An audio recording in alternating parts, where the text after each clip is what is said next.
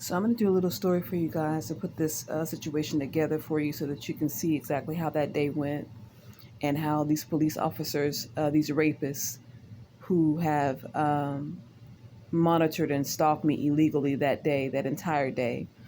In fact, I was raped that morning. This morning where all this is happening, I was already raped about 3 hours prior. And after being raped, these pimps / police officers began to stalk and monitor me like they normally do for the rest of the day. So the first place that I went after I got up from being raped was I went over to McDonald's. They're the earliest place that opens. I went over to McDonald's. They sent people over to McDonald's to watch me, to monitor me. And once I left McDonald's, I went to put money on a card so that I could try to get a hotel room. I did that the entire time I was being monitored and followed. This is when I ended up getting off to the road, heading to the bus stop, and the Scottsdale police rapist. This is a rapist. This is a repeated rapist that is following me.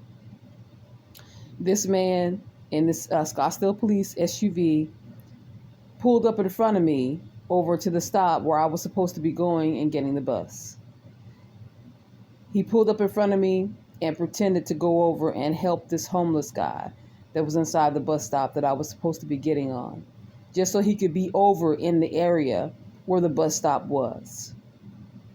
So that's when he stopped and went up to the homeless guy and did this whole shenanigan of trying to act like he was helping him. And this is where this all began.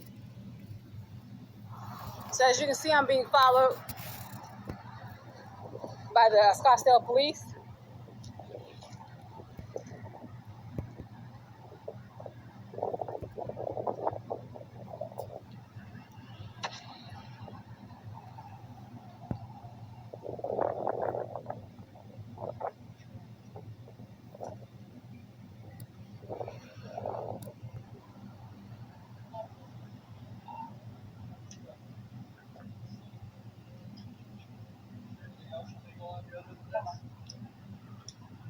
I got one too. Good. You gonna need it.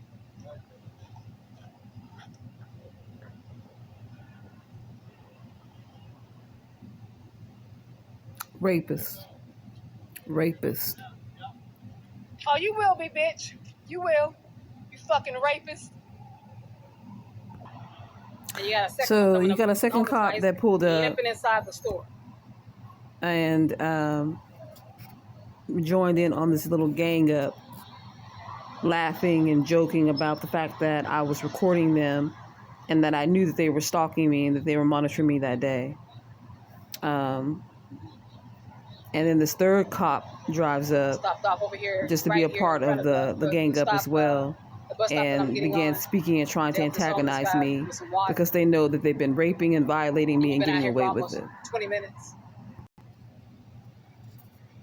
This is when the third cop drives up on me and speaks to me the way that he does, laughing and joking and thinking the whole thing was funny.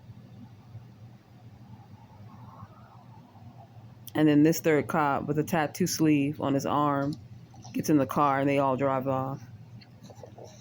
And I proceed to go. I get on the bus stop, that very bus stop, and I get the bus down the street to this hotel. Oh, they real bold right now, honey.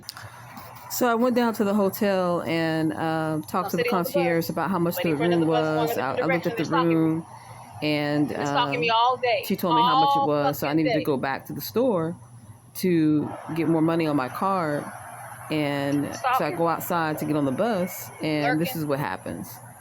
They're already around watching, looking at where I was, looking at the hotel that I was choosing, and preparing to go in and try to set up some way to